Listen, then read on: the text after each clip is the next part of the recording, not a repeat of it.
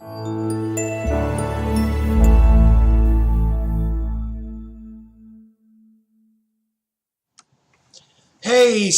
okay, we're going to talk a little bit about some networking education today.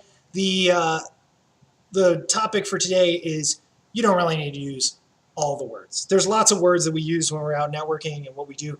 And the first that like what got me thinking about this is that a friend of mine, he puts president in the email signature, and I kind of like I was looking at that and I'm like thinking, I don't really want to hire a president. So he sells insurance. So what I want to see is agent, and like maybe the deal is like, okay, so he's a senior agent or something like that. If you need some kind of respect or higher level conversation.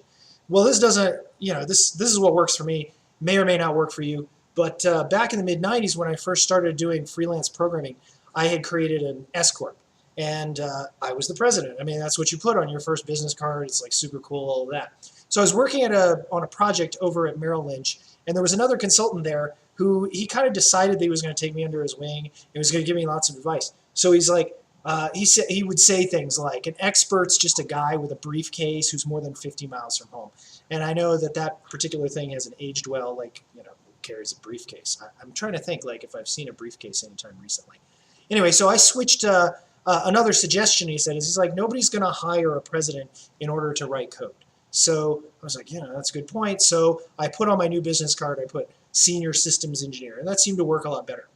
But let's think about like in networking and kinds of words that you do. So based on that, what we just were saying here, you want to use a title in your communication that is relevant, that's action oriented, as opposed to like a bureaucrat, right? And I like to think about how in the movies, like we cheer for our action hero. That's somebody who's like really doing something. They usually have titles like, cop or detective or whatever. And the bad guys always seem to be like some kind of executive. So which one would you rather be? You want to be the action hero, or would you rather be the executive? But there's a few other kinds of words, and these also apply to like marketing. Like I see these on websites all the time. One, just stop using we unless there's really more than one of you. If it's just you, then just use the word I. It's a totally legitimate word. Now, we get trained to like not say I all over again, like all the time, because it seems like we're really self-centered. I'm just talking about myself. But sometimes it's totally legitimate. I do this thing. And if you're going to be the one that is going to be doing it, then just say you are going to be the one doing it. I will do this thing. You see that a lot in like solo practitioner websites. It's usually like trying to like beef up the professionalism to make it seem like you're a bigger company, and but the reality is that what you're really doing is you're kind of like lying to your customers. There's like many of us, and when there's really only one. So just go ahead and say I and be comfortable doing that. Another part that you want to do is you want to think about how to define your market as a vertical. A broad marketplace is one where you're trying to get just everybody, right? And usually that's done out of a fear. The fear is that you're going to miss like some transaction that you would otherwise get. But when you work with a more narrow vertical and you try to seek work that's going to be something that is defined like in a narrow way, you're actually going to get better transactions. You're going to be seen more as an expert, and you are not going to like just be trying to do this like broad shotgun approach where you try to get every possible thing in the door. So, we talk about differentiation. Making sure that you're targeting a narrow and vertical market is a much better way to differentiate than if you just say, hey, I will do this for everybody, I will do this for anybody, and that sort of thing. So another is that you want to, like, if you want to talk about things like core values or whatever, stop using the ones that are kind of boring and cliche. I think the worst offender of all of those is people who say, like, our core values are around integrity. And in fact, it's really funny because if it's a solo practitioner and it says our core values are around integrity, and then you say our, and so you're actually lying and saying like it's multiple of us. Well, so what if you said, you'd at least be closer if you said my core value is integrity.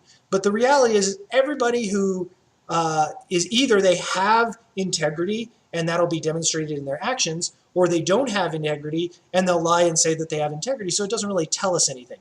So you want to try to think of things that you can talk about with regard to like your core values and the way that you work, things that are unusual.